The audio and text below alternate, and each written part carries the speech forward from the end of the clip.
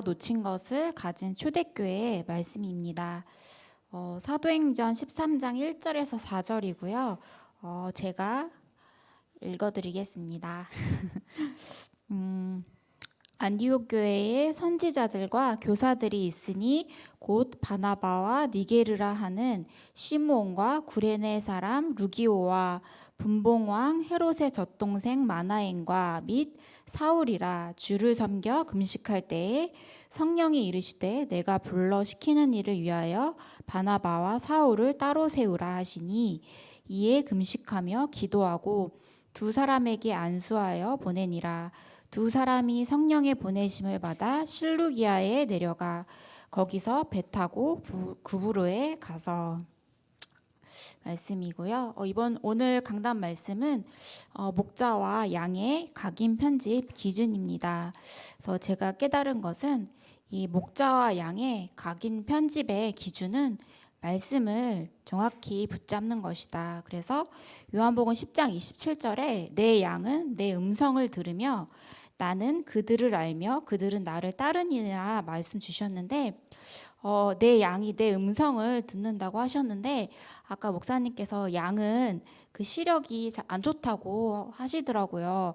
그래서 음성을 들으려고 노력을 할 수밖에 없구나. 그래서 그 눈이 안 보이시는 분들은 이렇게 청력이 일반 분들에 비해서 두세 배 막 좋다고 합니다. 왜냐하면 모든 신경이 눈이 안 보이니까 귀로 가기 때문에. 그래서 날마다 이 말씀을 들으려고 그 마음의 밖과 또 내 귀를 날마다 이렇게 열어놔야 되겠다. 하나님께서 나에게 말씀하시는 것을 붙잡기 위해서. 그래서 오늘 목자와 양이라는 그 단어가 있는데요. 제가 예전에 그 다큐멘터리 같은 것을 봤는데, 그 팔레스타인 지역에 그 목동들이랑 이렇게 목동이 여러 명이 있고 또 이제 양들이 엄청 많이 이게 목초지에 이렇게 다 풀어져 있는 거예요. 한 수백 마리 이렇게 되더라고요. 근데 이제 거기서 양들을 쉬게 하고 이게 목자들도 쉬다가 이제 갈 시간이 돼서 이제 그 목동들이 다 이렇게 일어나더라고요. 그러더니 이렇게 어떤 목동이 그러니까 휘파람 같은 소리를 내니까 크게 내니까 저 멀리서 있던 그 양들이 막 그 섞여 있던 양들이 그 목자의 그 양들이죠. 그 목자가 데리고 다니는 그 양들이 알아서 막 그 소리를 찾아서 이렇게 달려오더라고요. 그리고 또 다른 목동은 또 고유의 자기 그 수신호를 보내서 또 막 뒤섞여 있던 양들이 그 목동을 정확하게 찾아서 가더라고요. 그리고 이 양이 얼마 안 되는 그 목자는 그 이름 하나하나를 다 이렇게 불러요. 근데 그 이름을 부를 때마다 양들이 엉덩이 이렇게 실룩실룩 하면서 그 목동 앞에 이렇게 딱 나오더라고요. 그래서 이 양은 정말 그 목동의 그 목자의 그 음성을 정확하게 아는구나.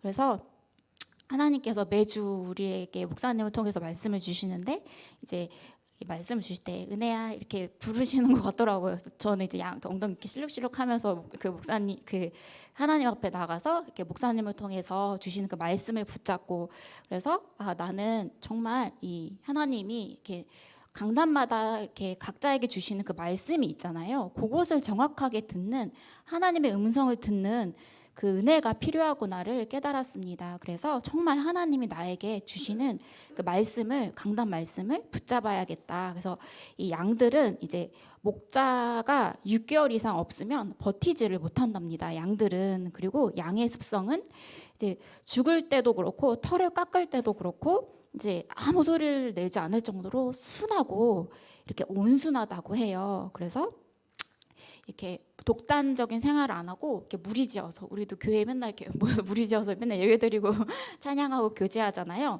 이렇게 무리지은 생활을 하고, 또 이제 이 동료들 간에 양들끼리의 우위 다툼이 없고, 또 이게 또 수컷들은 암컷을 독차지하려 하려는 그 욕심도 없대요. 그러니까 순하게 그냥 자기가 먹고 또 목자가 부르면 따라가고 이렇게 되게 순하고 이렇게 그 말씀 따라가는, 그래서 싸우지도 않고, 그래서 아주 가끔 가다가 이렇게 들이받는 양들도 있지만 거의 없답니다. 그래서 우리가 그런 이렇게 순한 양들처럼 말씀에 길들여지고 하나님께 길들여지는 그런 양들이 돼야겠다. 그래서 정말 말씀에 길들여지는 그 순한 양이 돼야 되겠다. 제가 그래서 들이받는 양이 아니라 하나님 말씀을 잘 따라가는 양이 되어야겠다. 이렇게 붙여봤습니다. 그래서 오늘 종교가 놓친 것을 가진 초대교회라는 그 말씀을 주셨는데 이 종교는 절대로 복음을 모르죠. 그래서 이 사단의 전략은 종교를 통해서 역사를 합니다. 전략.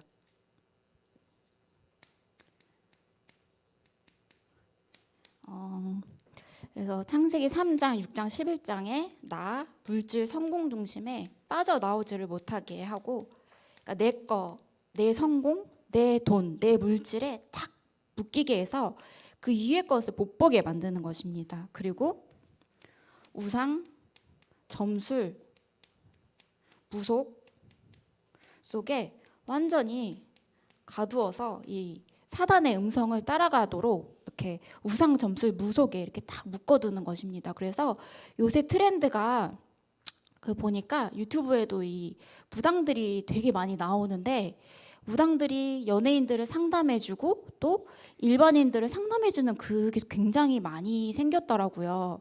그래서 그 탤런트 정호군 같은 경우는 무당인데 그러니까 양복을 딱 깔끔하게 입고 이 커피숍 같은 깨끗하고 좋은 데에 나와서 이 방울을 흔들면서 이렇게 상담을 해주더라고요. 근데 상담가처럼 다가가더라고요. 그래서 이 고급 전략을 사단이 피는구나. 그래서 이 무속에 대해서 사람들이 이렇게 한복을 입고 신당에 있으면은 이렇게 좀 거리끼게 되고 하잖아요. 근데 상담가 전략으로 가니까 사람들이 마음을 열고 굉장히 많이 보더라고요. 그래서 사단의 전략이구나. 그리고 이 불신자 6가지 상태에 완전히 묶어두는 것입니다. 그래서 영적 문제, 또 우상 숭배 문제, 정신 문제가 있으면 육신 문제에도 이어지고 내세 문제, 후대 문제. 그래서 이 12가지 문제 속에 이 사로잡힐 수밖에 없죠. 그래서 결국에는 이 내세 문제, 후대 문제까지 쭉 이어질 수밖에 없게 종교로 꽁꽁 가둬두는 것이죠. 그래서 종교가 놓친 것은 당연히 복음인데요. 복음을 놓쳤죠. 그래서 복음이 아닌 나 중심, 또 나의 것 중심, 또 성공 중심으로 갈 수밖에 없게 만드는 거죠. 그래서 아까 백문일답이라는 말씀을 주셨는데 100가지 문제가 있지만 답은 한 가지, 예수 그리스도시다. 여러 가지 문제가 다양한 문제가 있지만 결국에 답은 예수 그리스도다. 예수 그리스도 붙잡으면 산다. 예수 그리스도 안에 있으면 우리의 영혼이 산다. 그래서 날마다 예수 그리스도를 붙잡아야겠습니다. 그래서 종교가 놓친 것은 복음이고 예수 그리스도죠. 그래서 이 천주교도 사실 이 하나님이라는 단어도 쓰고 이 예수님도 말을 하지만 결국에는 마리아 중심 사상이더라고요. 제가 어릴 때 그 천주교에 다녔는데 이 성모 마리아여 기뻐하소서 이런 그 기도문을 또 다 줘요. 그 책이 있어요. 그걸 보고 뭐 성모 마리아여 기뻐하소서 이렇게 기도를 해요. 그리고 이 묵주를 들고 이제 절에서 이렇게 돌리는 것처럼 똑같이, 근데 또 거기 십자가만 달려 있을 뿐이지 그거 하나씩 돌리면서 기도 제목 말하고 기도하고 이렇게 그러니까 시스템은 굉장히 잘 되어 있는데 복음 놓치는, 그리스도 놓치는 그쪽으로 끌고 가더라고요. 그래서 복음 모르고 죽어갈 수밖에 없게 이 종교가 만드는 것이죠. 그래서 사실 이 성당을 사람들이 좋아해요. 왜냐하면 겉으로 보면 되게 우아하고 세련되고 또 뭔가 멋있어 보이니까 사람들이 많이 모여요. 근데 영적 문제가 오고 실패하면 결국에는 다 실패해서 교회로 찾아오잖아요. 그러니까 이 종교가 많은 영혼들을 죽이는 것이죠. 그래서 오직 복음을 붙잡아야겠습니다. 그래서 이런 때에 이 초대교회가 가진 그 힘은 달랐습니다. 그래서 사도행전 13장 5절에서 12절 보시면 이 바울과 바나바를 통해서 예수 그리스도의 복음이 증거될 때 이들은 성령 충만하여 예수 그리스도의 이름을 불렀을 때 이 거짓 선지자 박수 엘루마가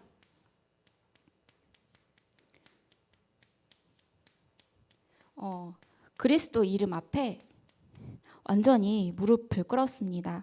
그래서 예수 그리스도의 이름만이 사단을 무너뜨리고 결박할 수 있죠.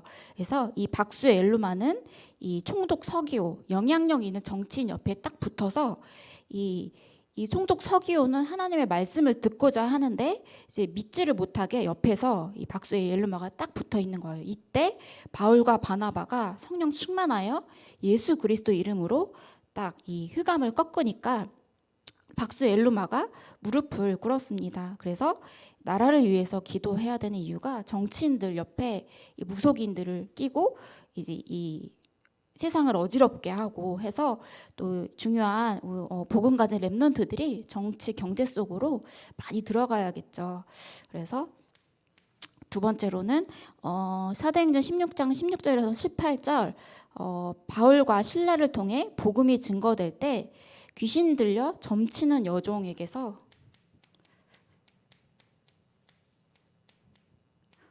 점치는 여종이 예수 그리스도 이름 앞에서 완전히 귀신이 떠나갔습니다. 그래서 이 점치는 자는 주인들에게 큰 이익을 주는 자였다. 그래서 이 귀신 문화를 가지고 큰 돈을 버는 거예요. 이 현장에 바울과 실라가 예수 그리스도의 복음을 전달한 것입니다. 그래서 예수 그리스도 이름으로 명령하노니 그에서 즉시 나오라 하니까 이 귀신이 즉시 나왔다. 그래서 예수 그리스도의 힘만이 예수 그리스도만이 이 귀신을 결박할 수 있는 그 권세와 힘이 있는 것입니다. 그래서 날마다 예수 그리스도 이름으로 기도하고 예수 그리스도 이름으로 흑암을 꺾는 권세를 우리에게 주셨습니다. 그래서 예수 그리스도를 날마다 붙잡아야겠죠.